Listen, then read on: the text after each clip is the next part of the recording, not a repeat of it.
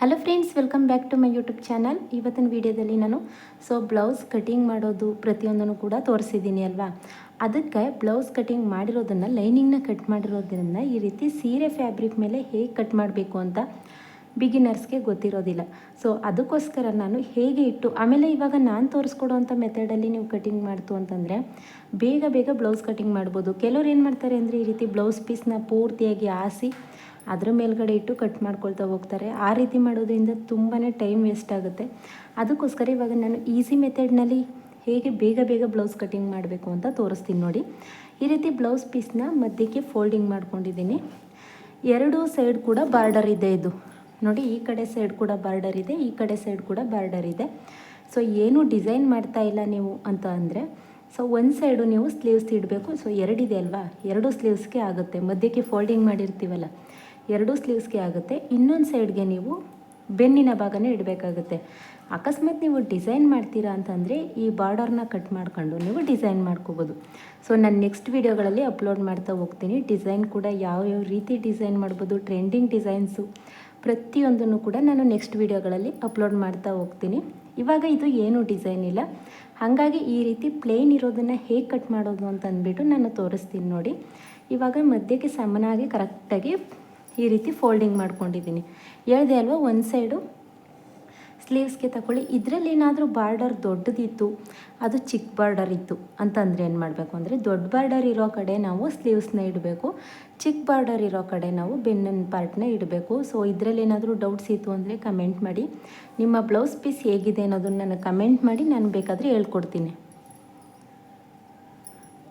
ನೋಡಿ, ಆಲ್ರೆಡಿ ಇದನ್ನು ಕಟಿಂಗ್ ಮಾಡ್ಕೊಂಡಿದ್ದೀವಿ ಅಲ್ವಾ. ಕಟಿಂಗ್ ಮಾಡಿರೋದನ್ನು ಈ ರೀತಿ ಇಟ್ಟು ಇದ್ರ ಕಟಿಂಗ್ ವಿಡಿಯೋನು ಕೂಡ ನಾನು ಅಪ್ಲೋಡ್ ಮಾಡಿದ್ದೀನಿ. ಒಂದು 1/4 ಇಂಚಷ್ಟು ಎಕ್ಸ್ಟ್ರಾ ಬಿಟ್ಟು ಕಟ್ ಮಾಡ್ಕೊಳ್ಳೋದು.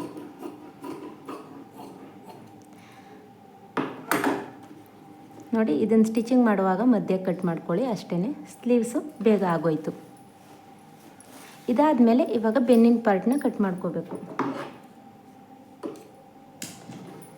ನೋಡಿ, ಈ ರೀತಿ ಇದನ್ನು ಕೂಡ ಅಷ್ಟೇ ಫೋಲ್ಡಿಂಗ್ ಮಾಡಿಕೊಂಡು ಬೆನ್ನಿನ ಪಾರ್ಟ್ನ ಇದ್ರ ಮೇಲ್ಗಡೆ ಈ ರೀತಿ ಇಟ್ಕೊಳ್ಳಿ. ಓಪನ್ ಸೈಡ್ ಆ ಕಡೆ ಇರಬೇಕು, ಕ್ಲೋಸ್ ಯಾವಾಗಲೂ ಕ್ಲೋಸ್ ಇರೋ ಸೈಡ್ ಇರಬೇಕು. ಆ ರೀತಿ ಇಟ್ಟು ಕಟ್ ಮಾಡ್ಕೊಳ್ಳಿ. ಬೆನ್ನನ್ನೇನಾದರೂ ನೀವು ಆ ಕಡೆ ಇಟ್ಟು ಕಟ್ ಮಾಡ್ತು ಅಂತಂದರೆ ಮಧ್ಯೆ ಓಪನ್ ಬಂದುಬಿಡುತ್ತೆ. ಅದಕ್ಕೋಸ್ಕರ ಹೇಳ್ತಾ ಇದ್ದೀನಿ. ನೋಡಿ, ಇಲ್ಲೂ ಕ್ಲೋಸ್ ಇದೆ ಅಲ್ವಾ, ಇಲ್ಲೂ ಕ್ಲೋಸ್ ಇರಬೇಕು. ಆ ರೀತಿ ಇಟ್ಟು ಕಟಿಂಗ್ ಮಾಡ್ಕೊಳ್ಳಿ. ಬಿಗಿನರ್ಸ್ಗೆ ಇದು ಗೊತ್ತಿರೋದಿಲ್ಲ. ಇದೇನಪ್ಪ ಇದನ್ನು ಕೂಡ ಹೇಳ್ತಾ ಇದ್ದಾರೆ ಅಂತ ಅಂದ್ಕೋಬೇಡಿ.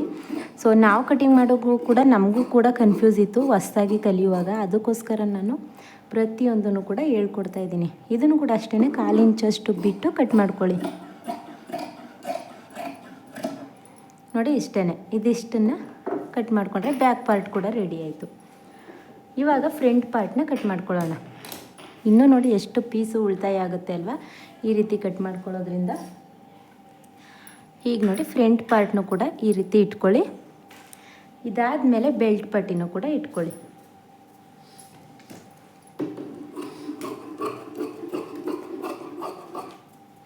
ನೋಡಿ, ಇದೇನು ಎಕ್ಸ್ಟ್ರಾ ಬಿಡೋ ಅಂಥದ್ದೇನಿಲ್ಲ, ಯಾಕಂದರೆ ಮಧ್ಯೆ ಓಪನ್ ಬಂದೇ ಬರುತ್ತೆ ಅಲ್ವಾ. ಹೇಗಿದೆ ಹಾಗೆಯೇ ಕಟ್ ಮಾಡ್ಕೊಳ್ಬೇಕು.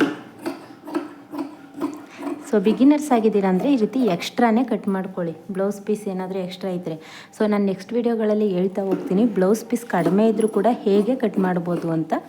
ಇದು ಎಕ್ಸ್ಟ್ರಾ ಇತ್ತಲ್ವ, ಹಂಗಾಗಿ ಎಕ್ಸ್ಟ್ರಾನೇ ಕಟ್ ಮಾಡ್ಕೊಳ್ಳಿ.